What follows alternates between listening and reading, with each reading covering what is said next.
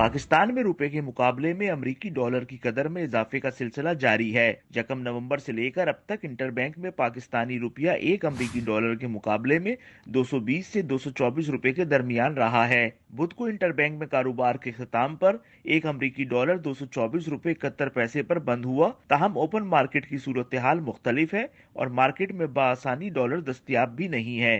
Interbank के rate को देखें तो मालूम होता है कि सितंबर में अमरीकी डॉलर की कीमत इंटरबैंक में 239 रुपए 71 पैसे पर पहुंचने के बाद इसमें बतदरीज कमी हुई है, लेकिन दूसरी जानिब ओपन मार्केट में अमरीकी डॉलर का कम से कम रेट 234 रुपए है, जबकि बाद शहरों बिलखसूस पिशावर में अमरीकी डॉलर का रेट 260 रुपए भी बताया जा रहा है। फॉरेक्स मार्केट से जुड़े लोगों का कहना है कि इस सब की बुनियादी वजह मार्केट में अमरीकी डॉलर की शदीद किल्लत है, जिसके बाइस फॉरेन एक्सचेंज मार्केट बहरान का शिकार दिखाई दे रही है।